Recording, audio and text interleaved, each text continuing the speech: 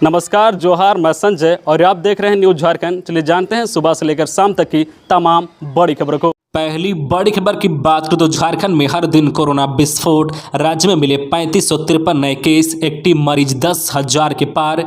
राज्य में कोरोना मरीजों की संख्या हर दिन रिकॉर्ड बना रहा है। पिछले 24 घंटे में राज्य में एक साथ 3553 मरीज मिले हैं, जिसमें 1316 केवल रांची के हैं। जनवरी के बीते 5 दिनों में ही रोज मिलने वाले मरीजों की संख्या 1007 से 3553 तक पहुंच चुकी है, यानी करीब 3.5 गुना हो गया है। राज्य में अब एक्टिव मरीजों की संख्या 11,000 करीब यानी 10,990 हो चुकी है, जिसमें 42% यानी 4,628 एक्टिव मरीज केवल रांची में हैं। पिछले 24 घंटे में लातेहार एसपी और पतरातू के वीडियो भी संक्रमित मिले हैं। इसके अलावा लोहरदगा में डीसी ऑफिस में कार्यरत 4 कर्मचारी भी संक्रमित मिले हैं। वहीं राज्य में 2 मरीजों की मौत भी हुई है, एक मौत रिम्स में जबकि दूसरी धनबाद में हुई है। अगली बड़ी खबर की बात करें तो पुलिस कर्मियों को कोरोना संक्रमण से बचाने की कयावत।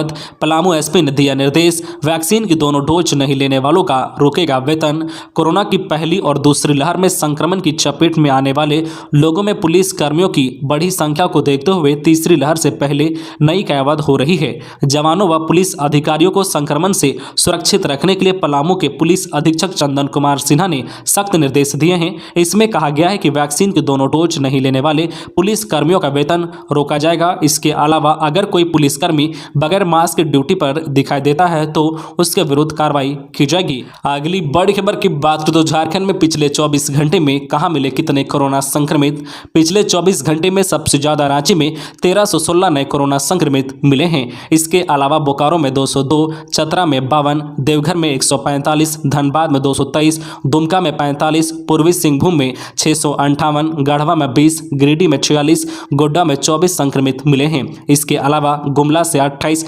हजारीबाग में 121, जामताड़ा में 19, वहीं खूंटी में 60, कोडरमा में 112, लातेहार में 30, लोहरदगा में 40 संक्रमित की पहचान हुई है। वहीं पाकुड़ में 5, पलामू में 49, रामगढ़ में 147, साहिबगंज में 0, सरायकेला में 23, सिमडेगा में 28, वहीं पश्चिमी सिंहभूम में 160 नए कोरोना संक्रमितों की पहचान हुई है। यानी कि पिछले 24 घंटे में साहिबगंज को छोड़कर सभी जिलों में कोरोना संक्रमितों की पहचान हुई है। अगली बड़ी खबर की बात करें तो झारखंड में जारी रहेगा ठंड का सितम। इन इलाकों में बारिश के आसार। झारखंड के कई जिलों में जारी कड़ाके की ठंड के बीच 9 जनवरी और 10 जनवरी को बारिश के आसार जताए जा रहे हैं। इन 2 दिनों में कई इलाकों में बारिश हो सकती है। मौसम विभाग ने राज्य के कुछ इलाकों में हल्के से मध्यम दर्जे की बारिश की संभावना जताई है। वही जनवरी माह में ठंड का असर लंबे समय रहने का अनुमान है। बताया जा रहा है कि राजस्थान के पास एक पश्चिमी विक्षोभ बन रहा है। इसका असर 8 जनवरी से झारखंड में दिखने लगेगा। इन दिनों में राज्य के कई जिलों में बादल छाए रहने का अनुमान है। वहीं राज्य में आगामी 9 जनवरी को बारिश के पूर्वानुमान के बाद ठंड भी बढ़ने की संभावना है। मौसम केंद्र ने बढ़ते ठंड को लेकर लोगों को सतर्क करते हुए ठंड से बचने की सलाह दी है। अगली बड़ी खबर की बात करें तो झारखंड के शिक्षक अपने गृह जिला में भी हो सकेंगे स्थानांतरण।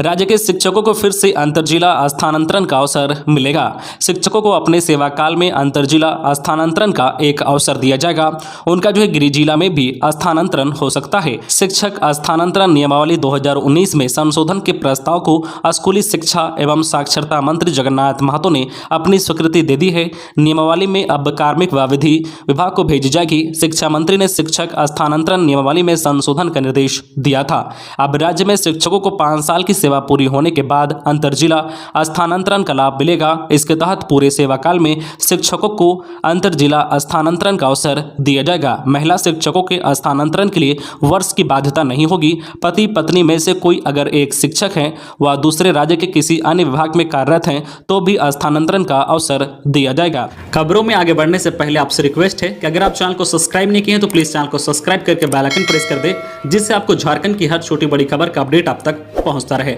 चलिए बढ़ते हैं खबरों की ओर। अगली बड़ी खबर की बात को तो राज्य में 6,42,928 वोटर बढ़े। 18-19 वर्ष के 2,39,000 वोटर पंचायत चुनाव में पहली बार देंगे वोट। विशेष मतदाता पुनरीक्षण के बाद नई मतदान सूची जारी। 18-19 वर्ष के 2,38,719 वोटर इस साल राज्य में होने वाले पंचायत चुनाव में पहली बार वोट देंगे। मतदाता सूची के विशेष पुनरीक्षण के बाद राज्य के मुख्य निर्वाचन पदाधिकारी रवि कुमार ने नई वोटर लिस्ट जारी की है। अब इसी आधार पर पंचायत चुनाव चुनाव होंगे। झारखंड निर्वाचन आयोग इसी जो है वोटर लिस्ट के आधार पर फिर से वार्डवार वोटरों की सूची तैयार करेगा। इस बार के जो है पुनरीक्षण में वोटरों की संख्या 6,42,928 बढ़ी है, जो लगभग 2.70% है। यह वृद्धि पिछले 7 जो है पुनरीक्षण कार्यक्रमों में सबसे अधिक है। अगली बड़ी खबर की बात तो चतरा एनटीपीसी के 17 कर्मी हुए कोरोना संक्रमित। जिले में हो गए कुल इतने सक्रिय मामले। वैश्विक महामारी कोरोना का रफ्तार एक बार फिर से तेजी से बढ़ रहा है। संक्रमित मामलों में प्रतिदिन इजाफा हो रहा है। पिछले 24 घंटे में आई जांच रिपोर्ट में कुल 52 नए केस सामने आए हैं, जिसमें सिर्फ एनटीपीसी के उत्तरी जो है कर्णपुरा मेगा विद्युत ताप परियोजना के 27 कर्मी शामिल हैं। इस प्रकार चतरा जिले में कोरोना के सक्रिय मामले 135 हो गए हैं। इसमें चतरा प्रखंड में 55, टंडवा में 47, इटखोरी में 22, प्रतापपुर में 5 तथा सिमरिया और हंटरगंज में 3-3 सक्रिय मामले हैं। इसमें एक को छोड़कर सभी को होम क्वारंटाइन किया गया है। अगली बड़ी खबर की बात करें तो झारखंड नक्सली हमले में मारे गए जवानों के परिजनों को दिए जाएंगे 45 लाख। झारखंड के पुलिस महानिदेशक नीरज सिन्हा ने ऐलान किया है कि पश्चिमी सिंहभूम जिले में माओवादियों के हमले में जान गंवाने वाले 2 पुलिसकर्मियों के आश्रितों को 45 लाख रुपए की आर्थिक मदद तथा परिवार के एक सदस्य को सरकारी नौकरी दी जाएगी। उन्होंने 2 सैनिकों के कत्ल को दुखद करार देते हुए बोला है कि अपराधियों को छोड़ा नहीं जाएगा। आपको बता दें कि माओवादियों द्वारा भाजपा के पूर्व विधायक गुरुचरण नायक को निशाना बनाकर मंगलवार शाम को किए गए हमले में उनकी सुरक्षा में तैनात 2 पुलिसकर्मी मारे गए थे। वहीं एक सुरक्षाकर्मी घायल हुआ था। हालांकि पूर्व एमएलए बाल बचे थे। माओवादी सुरक्षाकर्मियों की जो है 3 AK-47 राइफल भी लूट ली थी। सिन्हा ने यहां दोनों सुरक्षाकर्मियों को पुलिस लाइन में श्रद्धांजलि भी दी। अगली बड़ी खबर की बात करें तो अपराधियों के हौसले बुलंद। दिन दहाड़े कई वाहन चालकों को लूटा, राहगीरों से की गई मारपीट। झारखंड के गिरिडीह जिले में इन दिनों अपराधियों का मनोबल बढ़ता जा रहा है। कानून व्यवस्था को चुनौती देते हुए लूट की वारदात को अंजाम दे रहे हैं। पुलिस देखती रह जा रही है। एक बार फिर से अपराधियों ने 20 सड़क पर पेड़ काटकर रास्ता अवरुद्ध कर दिया और करीब आधा दर्जन वाहन चालकों से लूटपाट की। बताया जा रहा है कि अपराधियों की संख्या करीब 6 थी। इनके पास हथियार भी थे। सूचना मिलते ही पुलिस मौके पर पहुंची और मामले की छानबीन की। फिलहाल 2 लोगों को हिरासत में लेकर पूछताछ की जा रही है। अगली बड़ी खबर की बात करें तो झारखंड के 7 जिलों को अभी नहीं मिलने वाली है बिजली कटौती से राहत। डीवीसी भुगतान पर अड़ा। दामोदर घाटी निगम डीवीसी के कमांड एरिया के 7 जिलों कोडरमा, चतरा, हजारीबाग, गिरिडीह, धनबाद, रामगढ़ और बोकारो में बीते 2 माह से बिजली की कटौती की जा रही है। डीवीसी ने बीते वर्ष 6 नवंबर से बिजली कटौती आरंभ की है। रोजाना लगभग 300 मेगावाट की कटौती की जा रही है। सामान्य दिनों में डीवीसी कमांड एरिया के जिलों में 600 मेगावाट की आपूर्ति करता है। बिजली की कटौती की मुख्य वजह डीवीसी का राज्य बिजली वितरण निगम पर बकाया है। इस मद में अलग अलग राशि की कटौती की जा चुकी है। केंद्रीय जो ऊर्जा मंत्रालय ने राज्य सरकार के आरबीआई खाते से 1400 करोड़ और 712 करोड़ की कटौती की है। इसके बावजूद अभी तक बकाये का पूरा भुगतान नहीं हो पाया है।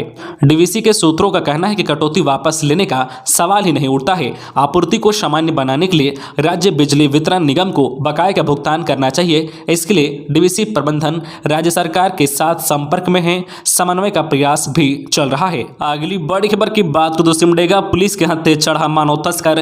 गांव की 3 लड़कियों को दिल्ली में बेचा। 3 वर्ष बाद वापस लौटी बच्चियों ने दर्ज कराई FIR। सिमडेगा जिले ने मानव तस्करों के खिलाफ में एक अपराधी को गिरफ्तार किया है। पकड़े गए मानव तस्कर का नाम जयराम दास है। वह कुलामारा डुमर मुंडा का रहने वाला है। वर्ष 2019 के फरवरी माह में युवक जलडेगा थाना क्षेत्र की एक बालिग तथा नाबालिग लड़कियों को बहला फुसला कर दिल्ली ले गया। वहां जो है तीनों लड़कियों को बेचकर वापस लौटाया। तीनों जो है बालिकाएं किसी तरह वहां से भागकर वापस गांव पहुंची। मामले की सूचना जलडेगा थाना को दी। इसके बाद आरोपी के खिलाफ FIR दर्ज की गई। अगली बड़ी खबर की बात करें तो गोयल केला नक्सली हमला। पूर्व विधायक पर हमला पुलिस की चूक। खुफिया विभाग ने 30 दिसंबर को ही भेजा था अलर्ट। मनोहरपुर के पूर्व विधायक गुरुचरण नायक और उनके बॉडीगार्ड पर हमला पुलिस की बड़ी चूक थी। खुफिया विभाग ने 30 दिसंबर को ही SP को अलर्ट भेजा था। इसमें कहा गया था कि माओवादियों के पोलित ब्यूरो सदस्य प्रशांत बोस की गिरफ्तारी के बाद से ही नक्सली बड़ी घटनाओं को अंजाम देने की फिराक में है। इसके बावजूद पुलिस नक्सली गतिविधियों पर नजर नहीं रख पाया और मंगलवार को नक्सलियों नक्सलियों गोइलकेरा इलाके में पूरा विधायक पर हमला कर दिया। इसमें उनके 2 बॉडीगार्ड शहीद हो गए। नक्सली बॉडीगार्ड के AK-47 राइफल भी छीन ले गए थे। हालांकि अलर्ट के बाद कुछ दिन तक पुलिस ने नक्सलियों के खिलाफ ऑपरेशन चलाया, लेकिन नक्सली किसी जनप्रतिनिधि को निशाना बनाएंगे ऐसी सूचना नहीं थी। अगर पुलिस ने इस अलर्ट को गंभीरता से लिया होता तो हमले को टाला जा सकता था। अब डीजीपी ने पूरे मामले की जांच कराने की बात कही है। अगली बड़ी खबर की बात तो नामकुम से नकली सीमेंट फैक्ट्री का किया पर्दाफाश। नामकुम पुलिस ने नामकुम के विभिन्न क्षेत्र में चल रहे नकली सीमेंट के कारोबार का पर्दाफाश किया है। पुलिस ने नामकुम में ऐसी फैक्ट्री का पर्दाफाश किया है जहां नकली सीमेंट तैयार कर इसे ब्रांडेड सीमेंट कंपनियों की बोरियों में भरकर बाजार में खपाया जा रहा था। पुलिस ने फैक्ट्री से सैकड़ों बोरी नकली सीमेंट बरामद किया है। इसी के साथ ही 4 लोगों को गिरफ्तार भी किया गया है। पुलिस थाना में गिरफ्तार किए गए लोगों से पूछताछ कर रही है। नकली सीमेंट के अवैध कारोबार से नामकुम के सीमेंट डीलर कारोबारियों को आर्थिक नुकसान हो रहा था। अगली बड़ी खबर की बात करें तो पहल सरकारी कार्यालयों में 50% ही ऑफिस आएंगे। राज्य आपदा प्रबंधन प्राधिकार की ओर से सरकारी और निजी कार्यालयों में 50% उपस्थिति के साथ काम के आदेश को सुनिश्चित करने के लिए मुख्य सचिव सुखदेव सिंह ने सभी विभागों के प्रमुखों को पत्र भेजा है। पत्र के मुताबिक अवर सचिव स्तर के अधिकारियों से लेकर ऊपर तक सभी अधिकारी कार्यालय में निश्चित तौर पर उपस्थित होंगे। अवर सचिव से कन्या कर्मियों में से 50% ही कार्यालय आएंगे। जो कार्यालय नहीं आएंगे वे घर से काम करेंगे और फोन एवं संचार के अन्य माध्यमों पर उपलब्ध होंगे। दिव्यांग कर्मियों और गर्भवती महिलाओं को कार्यालय नहीं आने की छूट दी गई है। तो ये थी आज की झारखंड की टॉप बड़ी खबरें। इसी तरह झारखंड की हर छोटी बड़ी खबर देखने के लिए आप हमारे चैनल न्यूज झारखंड चैनल को सब्सक्राइब करके बेल आइकन प्रेस कर दीजिए, जिससे आपको झारखंड की हर छोटी बड़ी खबर का अपडेट आप तक पहुंचता रहे। तो आज के लिए बस इतना ही। हमें दीजिए इजाजत, फिर मिलते हैं नेक्स्ट न्यूज में।